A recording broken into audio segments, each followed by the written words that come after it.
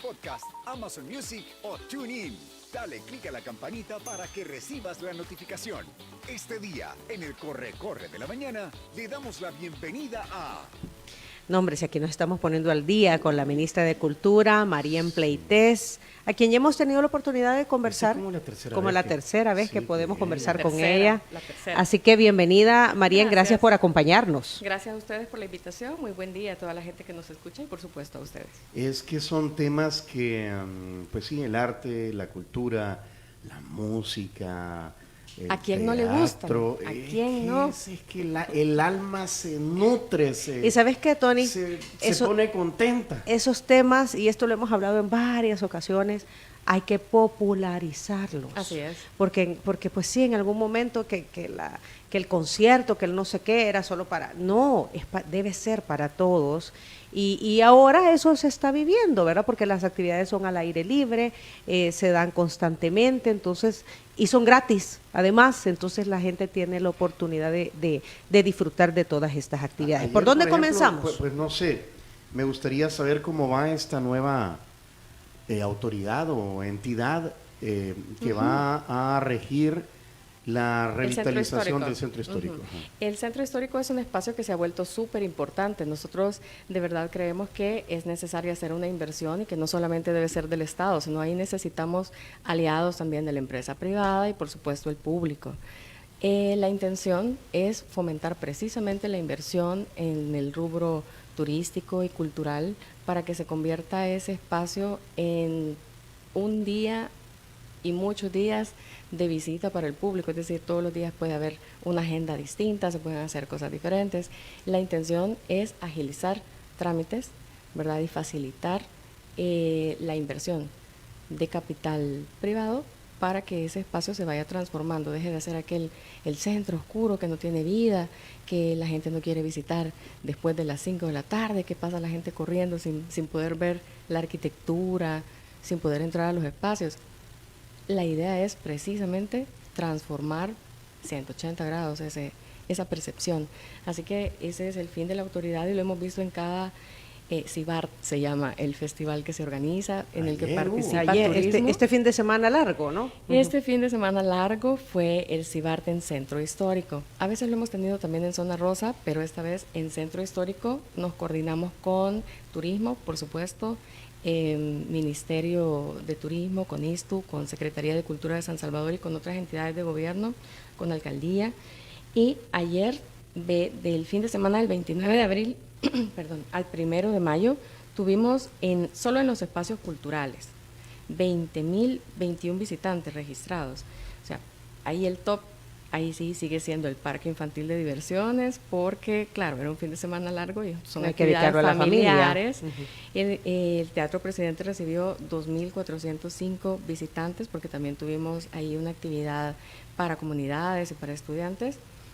El Teatro Nacional de San Salvador tuvo 1.852 visitantes. La sala de exposiciones Salarrué, que está dentro del Parque Cuscatlán y que tiene ahorita una exposición de arte contemporáneo chino, recibió 902 visitantes. El Parque Saburirao, 887. Y por supuesto, ahí tenemos el top 3. El Palacio Nacional, con 3.261 visitantes. Tazumal, que no deja de ser un atractivo, así el icónico de la foto, 827, y Antigua Casa Presidencial o Excapres con 586 personas. Así que esos son nuestros tops. Queremos que la gente siga habitando, visitando el centro histórico, que siga participando de toda la ciudad, de toda la actividad que ahí sucede. Qué bueno, ¿verdad? Qué bueno que la gente se esté interesando en ir a estos espacios. Solo volviendo un poquito, Marién, al tema de esta autoridad que se está creando y de la cual el Ministerio de Cultura es parte, ¿verdad? Lo que pasa es que no se ha conformado, nos decías tú, porque está en el proceso de... Así es. Buscar que de manera ordenada el centro histórico se esté revitalizando y que haya inversión privada. Entendería que esta autoridad también va a velar porque esta inversión se dé en el marco de la protección.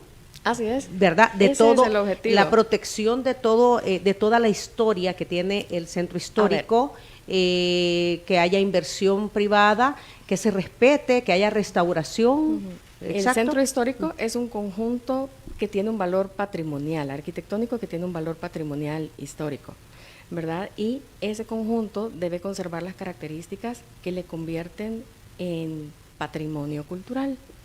No todos los inmuebles que están ahí significa que sean patrimoniales, pero significa que al estar dentro de este espacio que tiene valor patrimonial, deben tener los edificios que la tienen las mismas características que le permiten contar esa historia a través de la arquitectura, ¿verdad? Es decir, si hay un inmueble patrimonial declarado como tal dentro del conjunto, a la hora de reformarse o de hacer una inversión, debe conservar las particularidades que lo convierten en un edificio Debe ser una restauración para rehabilitarlo. Depende, y cada caso puede ser distinto. Es decir, hay inmuebles que tienen la posibilidad de rehabilitarse, de restaurarse, y hay inmuebles que tienen la posibilidad de volverse a construir con las características que le hacen particular o patrimonial. Dependerá de cada caso. Digamos, si un edificio tiene bandera roja, no vamos a decir consérvelo porque es un peligro. Sí, porque quedó mal de los terremotos, cabal.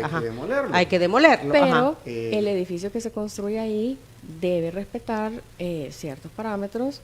Igual si ustedes piensan en un edificio que se va a ampliar o que se va a convertir, va a cambiar su vocación y pasa de ser una bodega, que la mayoría de los edificios que están ahí han sido utilizados para eso, ahí va a pasar a ser ahora restaurante. Entonces tiene que hacer algunas adecuaciones, pero eso no significa que va a perder las características que le hacen patrimonial. Es una mezcla de adecuar lo moderno con lo que ya estaba ahí. Estuve hablando con un buen amigo de RE/MAX, de Bienes Raíces. Bienes Raíces. Saludos, David Maldonado. Él vive en el centro, y me dice que obviamente la cosa ya cambió y que la plusvalía de las propiedades ya se disparó. Sí, es una cosa que iba a pasar, y la verdad es que vivir en el centro histórico de un país es un plus, siempre. Y así como lo es en cualquier país de Europa, cualquier otro país, digamos, que tenga un reconocimiento cultural grande en América Latina, así queremos que sea el centro histórico de San Salvador. Vaya, pero un inversionista que compre un edificio, una propiedad, algo que era bodega, vaya, por el precio ahorita de la plusvalía, ¿qué? Si quiere poner un restaurante, si quiere, porque en la mayoría de centros, desarrollados en otros países en el mundo, en los bajos hay comercios, y a veces en el segundo o tercer piso hay casas de habitación o apartamentos. Correcto. Entonces ahí hay que hacer una evaluación de si el edificio puede soportar esa carga, etcétera, y esos permisos son los que se agilizarán, porque se destina un equipo especializado para atender al centro histórico. Pero ¿me van a agilizar los permisos y voy a tener exención de impuestos o a la hora de construir? Sí, eso es lo que se determina en la ley que entrará en vigencia. Sin embargo, en lo que compete a cultura, nos compete precisamente conservar las características que le dan a un inmueble el hecho de ser patrimonial. Hay muchos estilo Art Deco. Sí. Hay de todo ahí. Hay de todo. Recientemente conversamos con el alcalde de San Salvador, Mario Durán, saludos al alcalde, y él nos decía que dentro de la revitalización del centro histórico, próximamente va a haber un hotel y también un cine. O sea, un cine se va les contó, les adelantó. Pero usted cuéntenos más. Ajá, cabal. Nos adelantó de eso, que se iba a retomar uno de los cines icónicos del centro histórico, y que también venía un hotel. Sí, es que la verdad nosotros nos emocionamos con estos proyectos, ¿verdad? Después de que ha hecho esta labor titánica el alcalde recientemente de despejar las calles y que podamos todos caminar por ahí tranquilos, igual es una labor que se ha hecho en conjunto con todo gobierno, pero estar ahí es impresionante, y poder caminar y contar y ver los edificios. Y yo me acuerdo que pasaba por ahí corriendo y no me daba chance ni de ver para arriba porque ya sentía que no iba a estar. Ajá, cabal, exacto. Entonces, igual la gente ahora que camina por ese espacio, la intención es que se quede, que pueda pasar más tiempo ahí haciendo más cosas, que la oferta vaya creciendo, etcétera. Ok, entonces, ¿y qué avances hay del cine y del hotel? Es que ahí el plan es ambicioso y es de verdad muy interesante. Nosotros pensamos que ese puede ser un cine como no hay otro en Centroamérica. Entonces, A ese nivel estamos hablando. de ese nivel estamos hablando y en ese formato, bueno, ya ni modo, ¿verdad? No, Después hoy- que me digan lo que hoy me Suelte toda la sopa. le voy a soltar Mucho la cuchicheo, sopita, Tony, mucho la cuchicheo. sopita. La intención es que sea un cine IMAX, entonces que el formato en el que se graba para IMAX tiene una calidad impresionante y también el tamaño de la pantalla. Nosotros queremos también que haya un acuerdo para que los centros escolares puedan visitarlo. Muchos de los documentales y de material sobre ciencia, arte y cultura se produce en ese formato. Entonces que tengamos un día para centros escolares, que tengamos un día para exhibir cosas sobre arte y cultura y que esté en ese espacio que la gente quiera visitar, pero que también todos los salvadoreños puedan acceder a él. O sea, no solamente que sea un cine comercial, sino que un cine también Como una función social, con una claramente función social, y en un cultural, espacio social ¿verdad? y cultural. Ajá, cabal, que no sea rápido y furioso el Y asunto. los monumentos, porque hace poco, de ahí sí podemos dar fe, porque hemos estado ahí recientemente. Estuvimos transmitiendo desde la iglesia El Calvario el día Lunes Santo. Santo. Ajá. Exacto, el inicio de la Semana Pero Santa. antes habíamos, vaya, por ejemplo, el monumento de la Independencia, Plaza Libertad. Plaza Libertad. Ajá, la estructura, los relieves, ahí hay un prócer que ya no tiene nariz. Sí, hay nos pasa. Ajá, entonces, y yo nunca los he visto como en Nítidos. otras ciudades, vaya. Sí, Ajá, hay que nítidos. hacer un trabajo que tiene un montón de gente involucrada. El primero, por supuesto, es el Ministerio de Cultura, que da los parámetros para la restauración y la conservación de todos los monumentos. Trabajamos de la mano de la alcaldía porque son ellos los dueños de esos monumentos. Cada alcaldía tiene sus monumentos y su personal que se dedica a darle el mantenimiento que el ministerio ha acordado con ellos, que tiene que ver con materiales, que tiene que ver con por ejemplo, que no le vamos a echar rinzo. No vamos a lavar Volvemos con al tema de la, rinzo. sí, volvemos al tema de la restauración. De Le la han puesto planta. una grama artificial, ahí está toda tostada. Sí, sí, o sea, pasan cosas. También hay un montón de avecillas que están ahí siempre claro. desadornando las esculturas y todos los monumentos que hay ahí. Entonces, la conservación es mutua y también ahí tiene que ver, por supuesto, con un deber ciudadano, ¿verdad? De la conservación de todos los espacios y de los bienes culturales, entre esos los monumentos. Ok, entonces es un trabajo conjunto, Ministerio de Cultura con Alcaldía Municipal de San Salvador. Principalmente. Y en cuanto al cuidado, siempre la ciudadanía. Sí, al final es un deber de todos, definitivamente. El tema de la basura, por ejemplo, Mariana, o sea, Es ese tema complicadísimo, pero la verdad ahí hay que asumirlo todos. Eso no puede ser solamente el deber de alguien limpiar, sino que pucha, que empecemos por no ensuciar. sí, definitivamente. Cada quien no debe de botar la basura en el suelo. Aquí le manda saludos el doctor Gerardo Cuenca, saludos a la licenciada. Ay, saludos, doctor. Tengo Eh, pendiente ahí una cita con usted. Yo sé que por eso me escribe. Es lo máximo, dice. Tremenda persona y trabajadora. Licenciado. No, Ah, el va. doctor también. Entonces, Doctor también, buena onda. Postdata, pendiente de la reunión. Muy bien. Ahí está. Ok. No, mentira, no dice No, eso. ella lo dijo. Ella lo dijo. Saludos, saludos. Ok. ¿Qué más viene? en el ¿Qué centro más histórico? viene ahí? Para el Centro Histórico una agenda nutridísima. Nosotros de verdad que estamos agradecidos también con el personal del Ministerio de Cultura que se ha volcado con el corazón a atender ahí al público y que ha estado dispuesto, abierto a presentarse. Ayer los elencos nacionales de Compañía Nacional de Danza y Ballet Folclórico Nacional se presentaron en Plaza Morazán y en Plaza Barrios. Y la gente siempre lo recibe con aplausos, tienen ahí sus seguidores, sus fans, porque la verdad están presentando también un repertorio muy bonito. Seguimos trabajando las identidades y no hay quien no se identifique, no hay salvadoreño que no se identifique con este sentir de los elencos y con esta transformación artística a un lenguaje que todos podemos ver y comprender. Sí, lo que pasa es que ahora ya no solo es de ir a caminar al centro histórico. Hay cosas que hacer. Hay una serie de actividades como los conciertos de la Orquesta Sinfónica de San Salvador. Lo que tuvimos ayer, por ejemplo, hubo una exhibición de cine, se presentó El Principito en Plaza Barrios. Ah, vi las Y imágenes, que verdad, estaba lleno. Estaba lleno, pero además era de verdad un montaje bien bonito. El Principito que tiene este vínculo tan importante con con El Salvador, ¿verdad? Por Consuelo Suncín, y que nosotros también promovemos de manera integrada con otras áreas. Por ejemplo, tenemos la versión del Principito totalmente traducida al náhuatl, ¿verdad? Y por supuesto con turismo trabajamos la ruta del Principito. Entonces ahí hay varios temas que nos unen a esa película. Esa se presentó ayer, y si ustedes ven las fotos, la gente estaba llenísimo, pero la gente lo disfrutó muchísimo y también. los niños estaban adelante. Habían palomitas, o sea, se presenta como en un cine. La intención es presentar a la cultura con esta nueva forma, o con esta forma más digna, digámoslo así. Ah, aquí está la foto que andaba buscando. Yo pensé que estaban como restaurando las estaciones de la calle de la Amargura, pero lo que hicieron es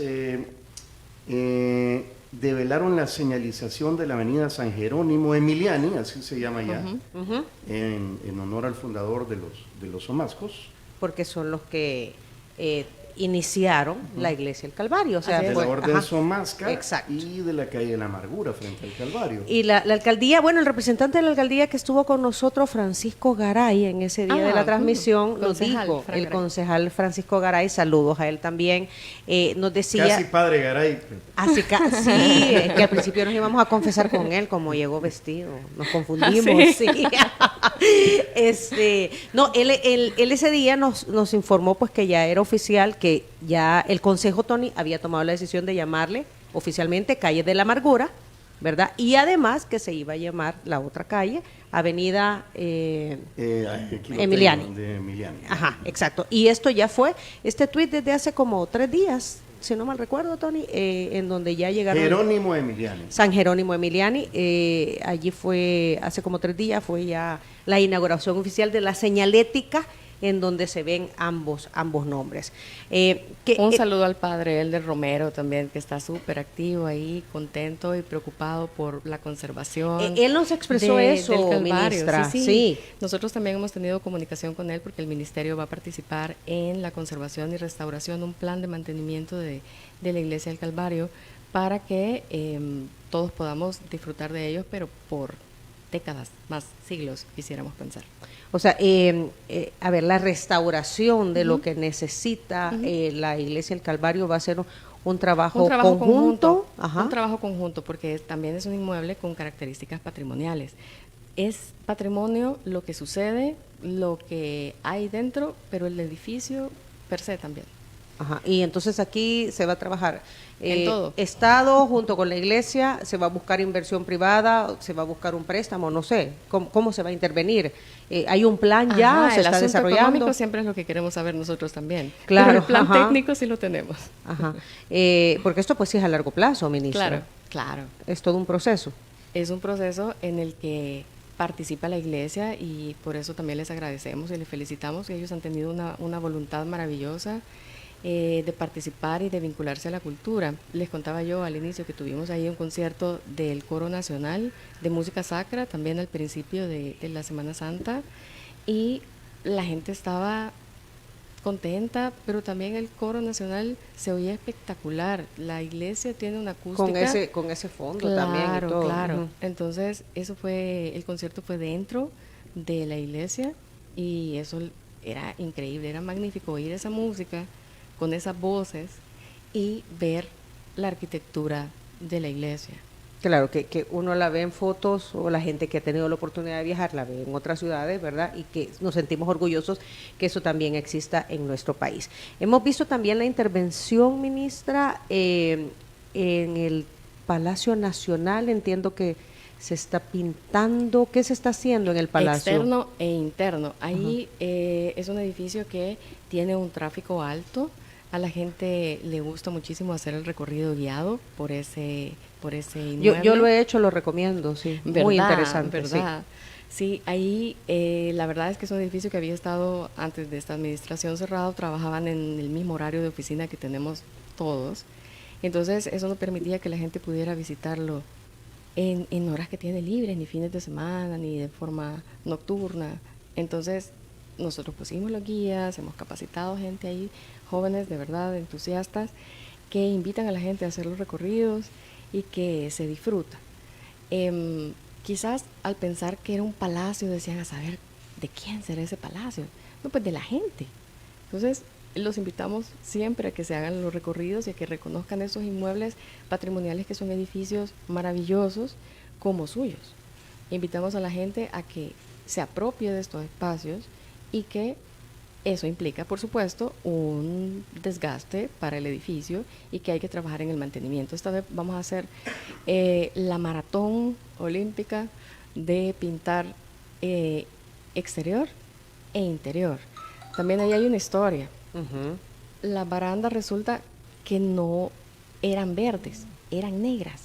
Las originales. Las originales se le hizo la cala y con el óxido se habían vuelto verdes, entonces la siguiente pintura que le dieron fue verde. Ah, ok, ajá. Pero al hacer la cala resulta que eran negras. La cala es, expliquemos qué es la cala, ministra. Es una rascadita que le dan a la pintura para ir viendo cuáles son las capas de color que ha tenido y cuál es la pintura original.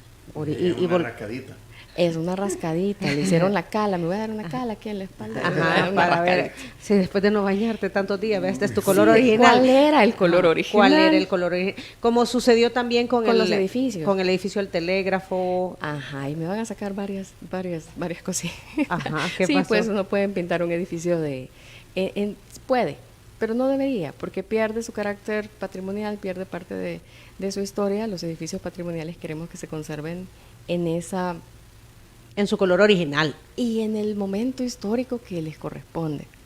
Entonces, los colores han sido bien importantes. No es que vaya a pintar ahí porque a mí me gusta el magenta, lo voy a pintar de ese color, es que hay que hacer una cala.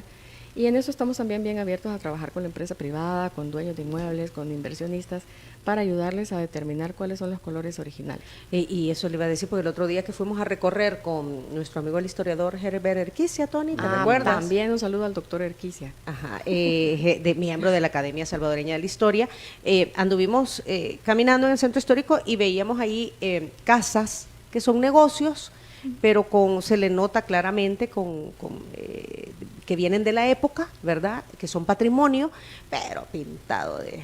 Ay, con unos rótulos rosado, rosado pantera rosa, celeste cielo lindo, o sea, unos colores que uno dice, pues chica, ¿por qué, verdad?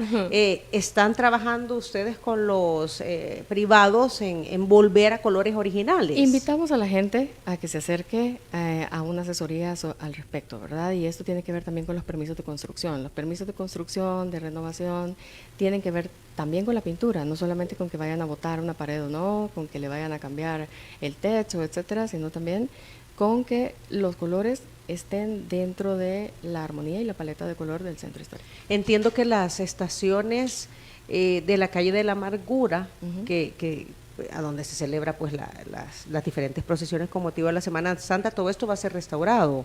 Por supuesto, ese es un plan principalmente de la alcaldía, pero que ahora interviene esta autoridad del centro histórico para fortalecer este espacio que ya que está despejado.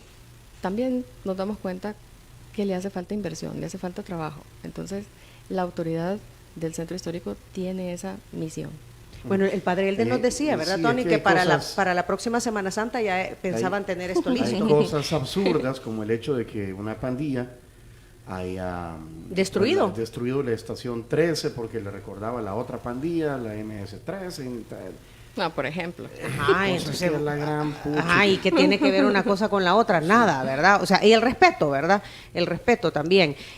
Muy bien, ¿Ya vino el desayuno de San Martín? Aquí, sí, ya vino el doctor Gerardo Cuenca, dice, no, para nada, dice. Es súper buena onda el doctor. Ya se acordó de la reunión. Muy bien, son las 8:34, compañero, decías que ya vino San Martín. Ya vino San Martín, se aproxima el Día de la Madre, el próximo miércoles 10 de mayo, ajá. Y bueno, las tiendas de San Martín están vestidas para la ocasión, se llenan de felicidad para el lanzamiento de una de las temporadas más especiales del año, inspirada en cada una de las mujeres y en el rol tan importante que cumplen como madres, hijas, hermanas y abuelitas. Han preparado talleres florales, talleres florales en sus tiendas ubicadas en Merliot, Estación del Casco, El Paseo, La Joya y Santa Elena. Busque información para inscribirse en las redes sociales de San Martín SB. El 9 y 10 de mayo quiere consentir a todas las mamás San Martín y por eso el delivery será gratis en pasteles y regalitos. boletos llamando al 2215-1515. Y el icónico pastel rosa, ¿lo conoces, María? Sí. El Rosa de San Martín tendrá delivery gratis, ¿verdad? Así que hay que llamar al 2215-1515. Hoy ha venido, Tony, un desayuno motuleño, que son huevos estrellados sobre una tortilla de maíz con frijoles y plátanos fritos, con salsa ranchera, chorizo, jamón, tocino, con queso gratinado y un toque de crema. ¿Qué tal eso? Eso es para brunch. Ese es el que ha pedido la ministra. La ministra. Sí. Hay un croissant, hay desayuno griego y hay pancakes con fresas. Nosotros utilizamos los servicios de Línea Rosa. Pide tu viaje de la forma que más prefieras. Al WhatsApp 62004491 o a través de la aplicación. Seguridad, comodidad 24/7. Eso es Línea Rosa. Buen provecho.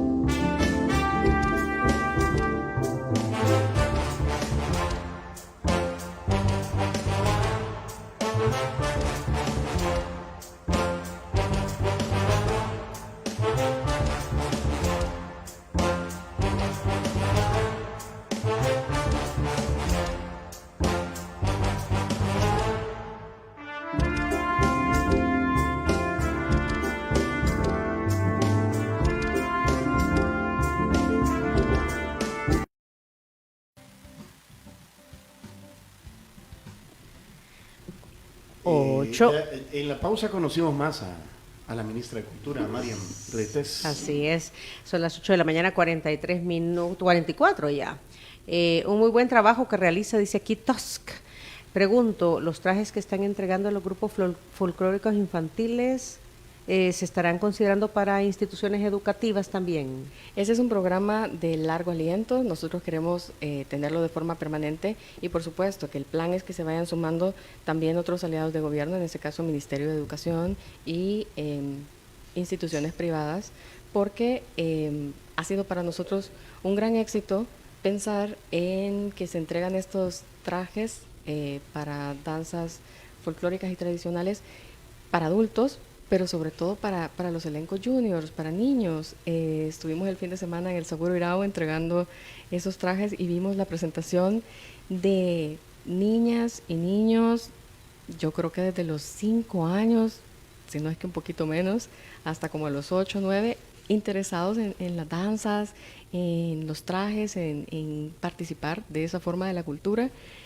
Y nos da la gran esperanza de que vamos a poder tener esas danzas por mucho, mucho tiempo. Que los niños se entusiasmen. Tengo 1000 años de no ir al Saburo Irao. Fíjate que bueno, que se llama Parque Natural de Historia, ¿cómo se llama? Parque Saburo Irao y Museo de Historia Natural. Es que adentro está el Museo de Historia Natural. Ajá. Esa era una finca de café. Ajá.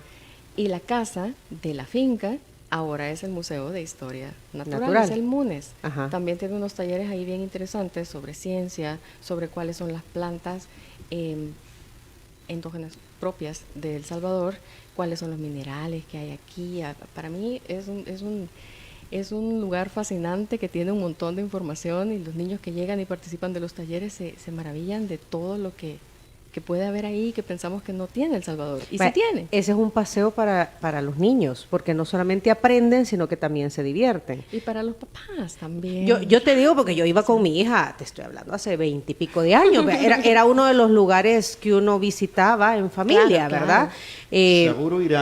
Saburo Irao, aprovecho, vaya, él nació el 11 de febrero de 1911 en la ciudad de Tokio, en Japón.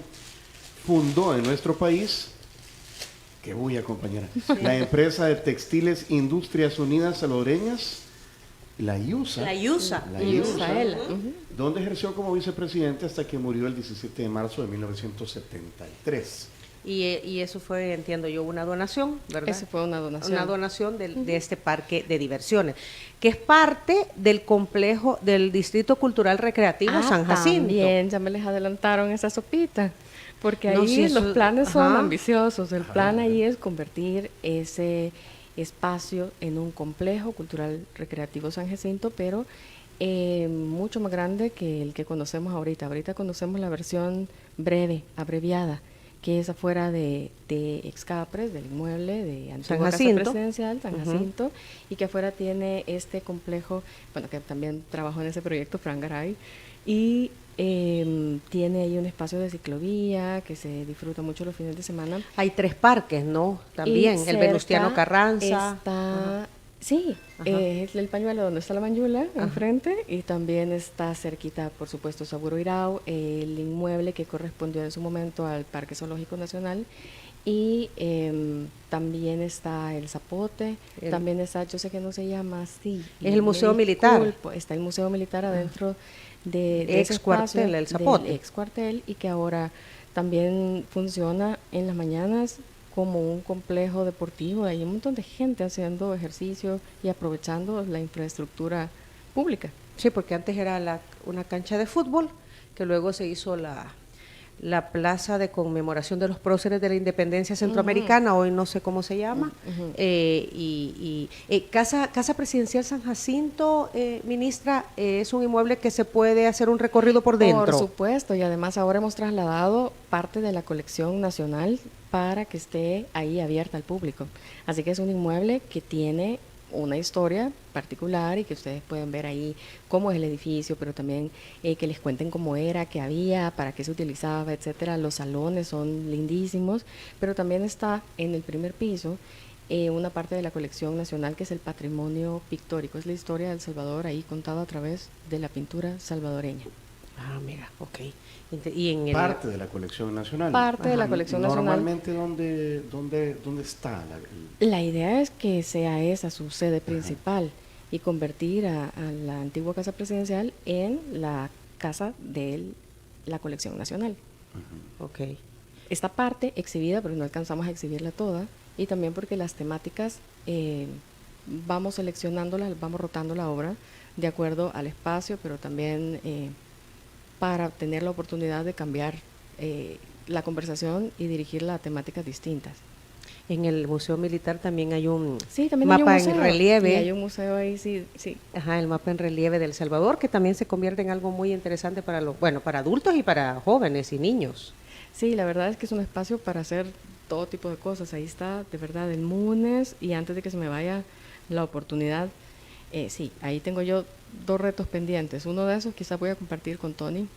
Lo reto públicamente. Vaya. ¿Qué voy a hacer? Nos vamos a deslizar en el tobogán más largo del Parque Seguro Irao. Ya, démosle con el costal. Con el costal, con el costal de de yute. Ese. Depende, vamos a ver cómo está. Todo chollado, vamos a... Bueno. Un chayón más al tigre, Sí, compañero. pero ¿y este volcán? Ya ves, este volcán. Tobogán. ¿Qué onda es ahí? ¿Qué onda es ahí? ¿Dónde está?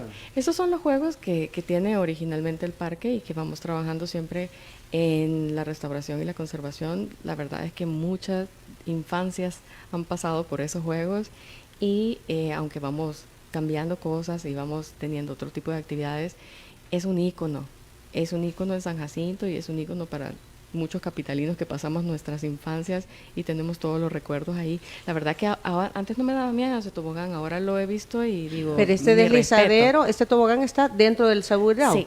Ah, ok. Sí. Porque allá había otro subiendo. Compañera, yo no voy a ir de que me llevan en excursión del colegio. Ay, no, compañero. No, así como hemos ido al centro histórico, tenemos que ir a hacer el recorrido en el Centro Cultural Recreativo San Jacinto. ¿De verdad? Yo he ido y no me he tirado, así que lo Pero debo. con Tony. Sí. Va, Ese es el reto. Démosle. Son las 8:51. Vamos a poner fecha, ministra. Va. Y vamos a ir a hacer un recorrido. Vamos a Casa Presidencial San Jacinto. Vamos al Museo Militar que está enfrente, Conozcan compañero. la colección del Munes. Ajá. De verdad que lo que y tiene nos es vamos un al museo. Saburirao. Pero pongamos fecha ya. Espérate, La organicémonos. próxima semana, compañero. Organicémonos. Vale. Sí, vea, ya nos vamos a organizar con la ministra. Nos quedan 9 minutos, Tony, y hay que hablar también, otro tema que teníamos ahí pendiente, es el tema de, a finales del año pasado se descubrió ahí en el río de las Cañas, sí. entre el municipio de Soyapango y Tonapcatepeque, vestigios históricos precolombinos, entendemos. ¿Cuáles son los avances en la investigación, ministra? Ahí ese es un lugar que es de difícil acceso por las características naturales. Es decir, es producto, ese espacio de una erupción volcánica y entonces esa tierra blanca que está rodeando o cubriendo estos vestigios es bien frágil. Y pasa ahora con todo lo que ha pasado con el clima en el país y etcétera, la deforestación, etcétera. También han cambiado el cauce del río y el caudal también, entonces pasa exactamente un riachuelo, una quebrada encima. Entonces es de difícil conservación. Ahí lo que se está haciendo... Sí, porque no se puede detener el cauce del río, No, ¿verdad? pues no se puede. Y si se puede por un momento que nos va a permitir hacer una labor de rescate de lo que hay ahí. Trabajamos con el Instituto Nacional de Antropología e Historia de México y hace poco estuvieron visitándonos para hacer precisamente el acompañamiento de ese plan de rescate. Ahí hay semillas. Yo fui un par de veces, también fue por ahí Fran Garay.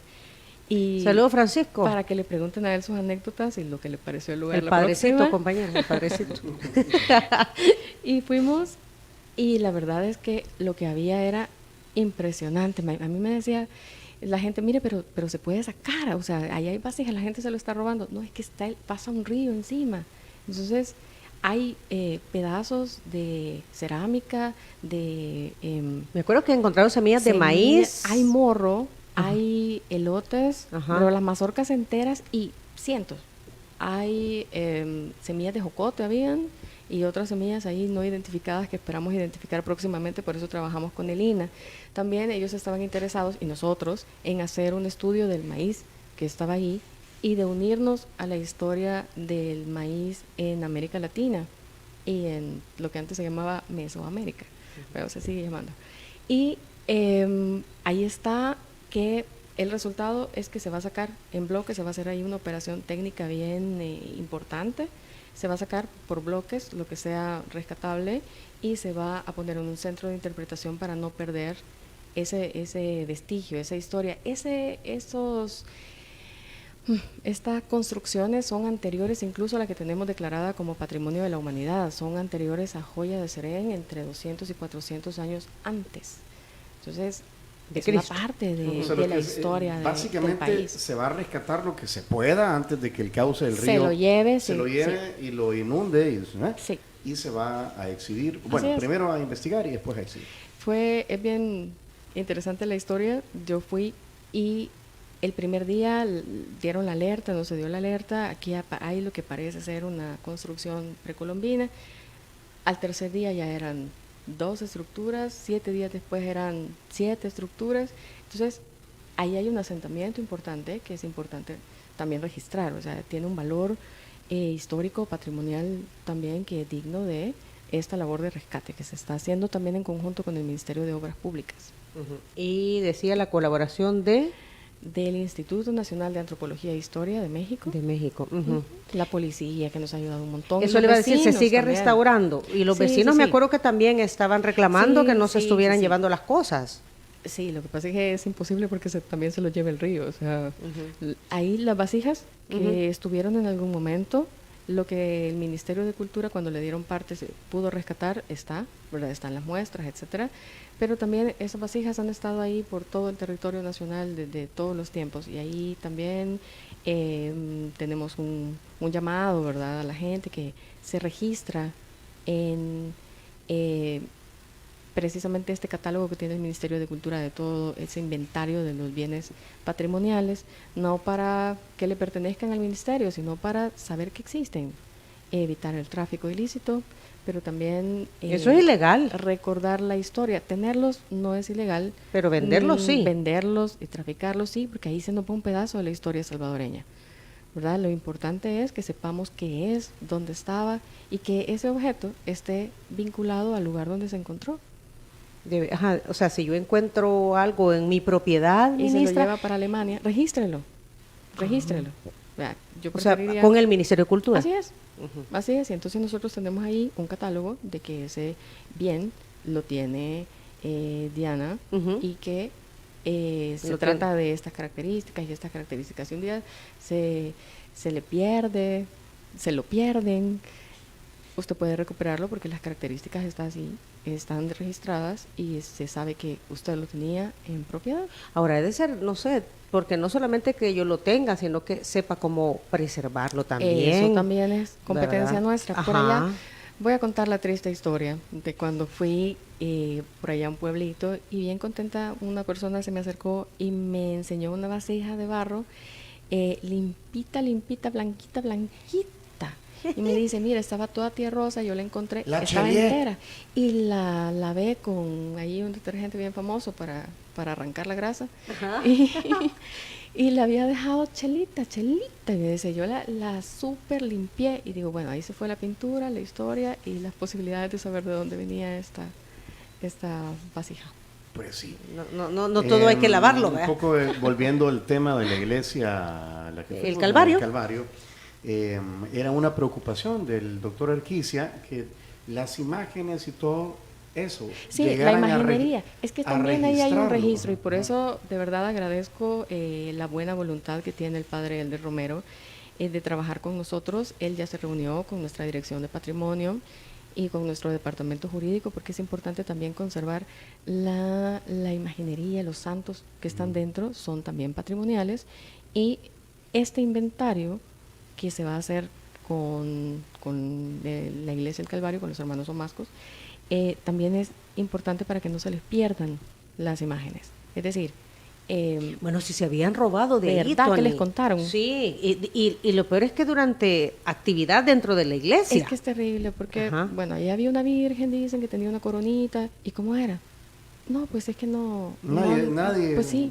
¿Y de quién era? De la iglesia. ¿Y quién dice que era de la iglesia? ¿Usted lo registró? No.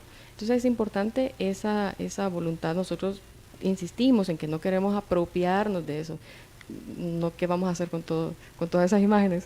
En realidad lo que queremos es que se conserven y que la gente los conserve y aprenda a conservarlos. Ok, entonces están haciendo el inventario de todo lo que hay en la iglesia, ministra, para tenerlo, pues sí, para tener un registro oficial. Así es, y ese registro oficial le pertenece a los dueños, en este caso a la iglesia. A los padres omascos. Así es. Ajá. Ok, son casi las 9 de la mañana, se nos terminó el tiempo. Ya nos vamos a poner de acuerdo, ministra, cuando hacemos este recorrido. Vamos a compaginar agendas. Por supuesto que la suya es mucho más complicada que la nuestra. Voy a ir ensayando. Eso. Ajá, bien, rico, muchas gracias por este café Cherito. Yo voy a hacer el comercial, porque de verdad hágalo, vaya. Ella es la que va a hacer el comercial. De 1 libra de café Cherito, ¿verdad?, que viene de la finca Las Veraneras San Pacho Black Honey, ¿verdad? Viene en grano para que usted lo muela, a mi moler. Ajá. ¿Cuáles son las notas que sintió, el gusto que sintió de este café, ministra? Floral. Ajá. A mí yo no sabía que era Black Honey, pero la verdad es que lo siento mucho menos ácido, mucho más dulce que otros cafés que yo he probado. La verdad no soy muy cafetera, pero me gustó, confieso. ¿Y cómo le gustó? Y me gustó la historia detrás del café también. Del carro Cherito de 1974, que lo ensamblaron en El Salvador. Y el único que se conserva todavía, que funciona y que lo andan manejando, es el de nuestro buen amigo Jorge Cruz, y bueno, él y toda su familia, que son los propietarios de Cherito Café. Cherito Café. Ahora el café, pues, de Cherito Café está en Diana Verónica y Tony, y le vamos a entregar este paquete de Cherito Café, muchas ministra, gracias. Viene en grano, para que lo disfrute desde que lo empieza a moler. Me voy a ir a buscar ahí al Cherito Café. Jorge, ahí están en las redes sociales. Decir es los puestos de venta, por favor, de Cherito Café. Sí. O que lo busquen en las redes sociales como Cherito Café. Jorge con Cherito Café está en diferentes actividades turísticas, ministra. Ahí lo vemos, ahí estuvo, por ejemplo, en el Festival del Girasol, allá en San Juan Opico, con nuestro amigo Camilo Menéndez en Palo Verde también, en el Sonte. Decir que lo lleve el día que vayamos al Sobrurao. Por ejemplo. Para tomar buen café. Estaría súper bien. Por ejemplo. Y así, la invitamos también para que puedan contactarlos para actividades culturales, en por donde supuesto. lleguen otros emprendedores y que la gente deguste Cherito Café. Aquí promovemos el yo consumo local, ministra, ¿verdad? Me encanta porque la historia, en realidad, el café está muy rico, pero la historia como es importante en el consumo de un producto, así que le da un plus. El plus. Eso. Ajá. Ministra, gracias por haber aceptado la invitación. Son las 9 de la mañana con 1 minuto, compañero. Entonces, si la gente quiere volver a escuchar esa entrevista, pongan atención a lo siguiente. Si quieres volver a escuchar esta entrevista, ingresa a 360podcast.sb, el primer hub de podcasteros salvadoreños. Sigue a Diana Verónica y Tony la entrevista en Spotify, Google Podcast, Apple Podcast, Amazon Music o TuneIn.